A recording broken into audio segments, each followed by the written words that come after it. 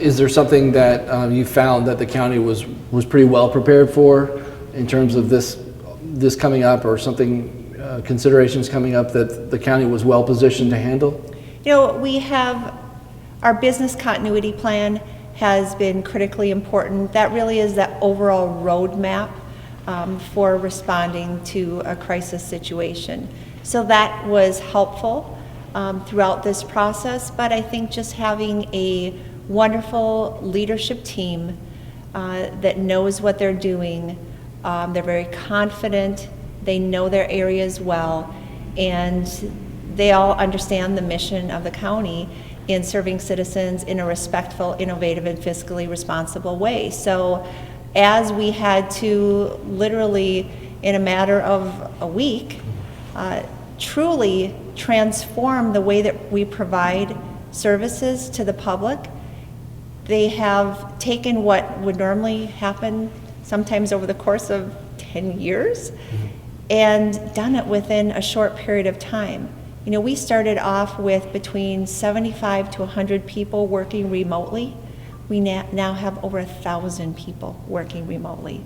So it happened in a very short period of time. And again, it was the responsiveness of people just digging in and being very dedicated. I mean, they were working 60, 70 hours a week to make sure they could get the job done.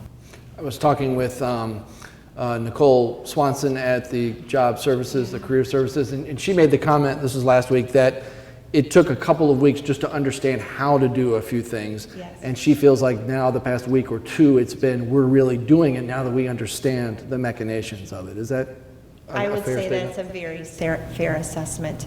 And continually looking at ways to improve. You know, so you try something and you think it's going to work and it isn't quite right. And that continual adaptation, I think, is critically important, and just appreciate the work that's been done. How far ahead does county leadership have to look, and what kinds of considerations do you have to take into account, not knowing you know, what the state is going to say or even the federal government is going to say? How far ahead are you able to look and make decisions at this point? You know, at this point in time, really what I've asked leadership to do is to give me plans for what happens when we do even a partial reopen, and if we're still under some of the guidance that we currently have versus the next level when we get back to the new normal. What does that look like? And putting some of those details in place so that we can also look at what are the needs in order to be able to do that moving forward. But I do think that, again, the work that has been done has been truly miraculous in a short period of time. When it comes to a decision like closing on a public-facing amenity like a bunker, which is hugely popular, obviously, and that decision comes before the board, there's a lot of things at play there, and there's a lot of things that kind of bubble up, whether it's emotional or political or whatever the case. Is it just, from your perspective now and from the offices here, saying here's what we know and here's what we can handle? Is that the kind of approach, and just let them make their decision, and even if it's a close decision like it was, that has a lot of frustration tied to it on some cases? Sure. Is that the best that you can do now from this position? I think the best that I can do is providing the information that we have right now, and again, aligning that back to what the guidance that we have from the CDC, working with our emergency manager and MDH, our public health department, as to what they know today, taking that and looking at, is it realistic to think that suddenly we will be able to gather in a small area in crowds of 1,500 to 2,500 a day by June 1st? Probably not very realistic at this point in time. You know, I don't believe that we've reached our peak. We were seeing in Anoka County, you know, 1 to 2 new cases a day. The last few days have continued to escalate. We had 8 new cases in the last day. So I don't anticipate that's going to happen June 1st. Then we take a look at, all right, let's look at July 1st. What are all of the startup costs? So it's looking at the fiscal piece of it. Right. And when we looked at that situation and the information that we presented to the board was, we have fixed costs of bond payments of $455,000. We have startup costs of $124,000. If we opened on July 1st and we're open through the beginning of September like we normally are, we were at risk of losing about $150,000 or more, and that's if we had 1,500 to 2,500 people a day showing up. If that was scaled back where we could have 500 people or 200 people, we are going to lose hundreds of thousands of dollars. And in an environment where, frankly, we can't afford to lose that, we're seeing a lot of revenues being cut. You know, those are the difficult decisions the board had to make. Not to mention, how do we make sure that we can go above and beyond in making sure that all of those surfaces, everything is sanitized properly, that our staff can be kept safe. There's a shortage of personal protective equipment.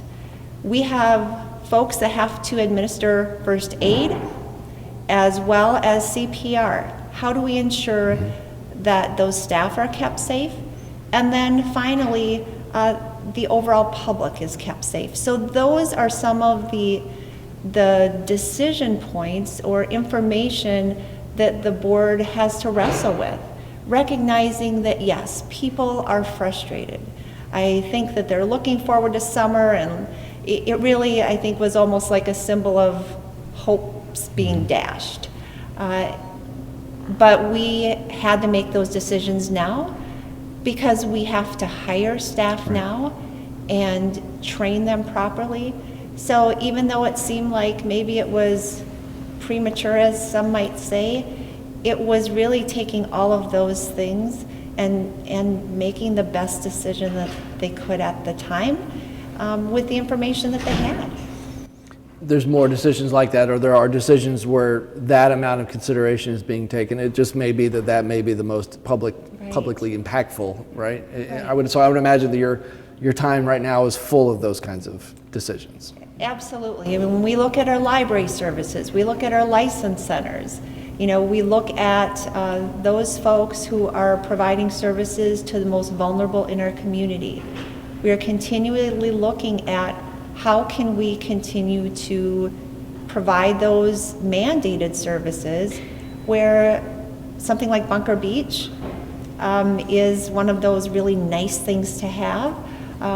But if it comes down to a significant reduction in resources, that's where the county board will have some really difficult decisions to make moving forward, because we have already been told, for example, that we can expect the grant from the Met Council for Bunker Beach to be cut in half, from 1.5 million down to 750,000. We've been told, as far as our sales tax that comes in that helps to fund our roads, that we can anticipate for the second half of the year that being cut in half.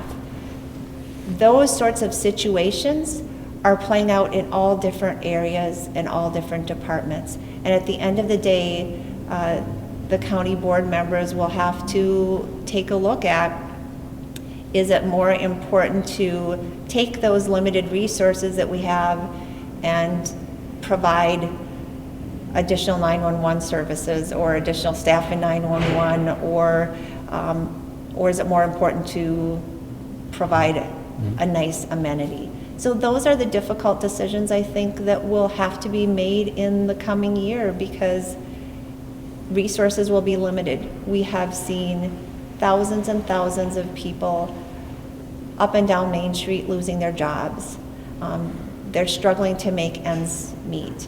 And they're the ones that are paying the taxes that pay for the services. So again, it's going back to being respectful and recognizing that we are going to have to try to continue to provide the critical services in a more and more cost-effective way. Yeah, and property tax, looking ahead at property taxes coming back in, trying to forecast what that's going to be, how different that may or may not be, is a part of that as well, right? Absolutely. For so long you were a commissioner and chair of the board, so are you hearing still from people? I mean, is that still part of your job, is responding or getting feedback from either in District 6 or countywide, people reaching out to you because you were their person on the commission or you were an elected official for so long? Are you hearing from people about the challenges or their feedback on decisions that you guys are making? Interestingly enough, I'm not. Okay. So I think that, I started this new position back the middle of June. And initially, that was the case. But I think people have made that transition now that Commissioner Reinert has been elected and are reaching out to him if they have those questions or concerns. So for me, it is going back to they're the policymakers. My job now is to carry out their policy decisions and to make sure that I am providing them with the best information that we have at the time.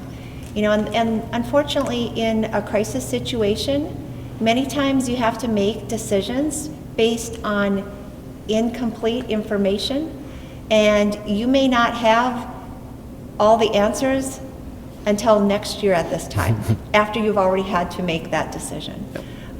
But that is leadership. And I just appreciate the wonderful support that all of us have had from the county board in recognizing this is a difficult time. Our communication staff, communication is really key in these difficult situations. It's always the fear of the unknown and people have questions. So I think the more that you can communicate and provide information to people, the better. And so again, just appreciate the great work of staff in that area.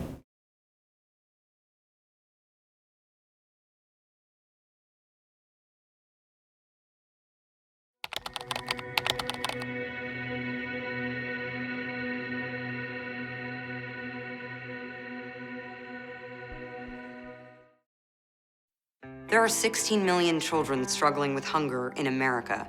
That's 1 in 5 daughters, sons, neighbors, and classmates who don't know where their next meal is coming from. Yet billions of pounds of good food go to waste every year.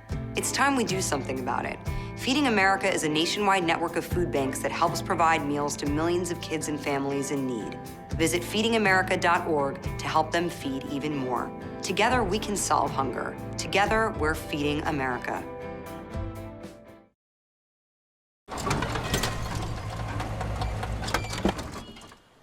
Leah, did you put a new dent in that? This one? No. Were you texting and driving again? Yes. Hi, Leah. Hi, Dad. Sorry about your bumper.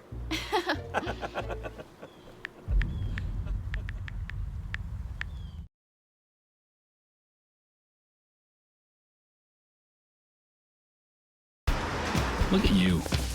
You're at the top of your game. At work or at play, you're unstoppable. Nothing can throw you off track. Oh, hey. She's cute. Nice going, man. Things are going great for you. You've earned a night out. Good drinks, good friends. Yeah, we can go ahead and call this a good night. Wait, is that your car? Uh-oh. Not smart.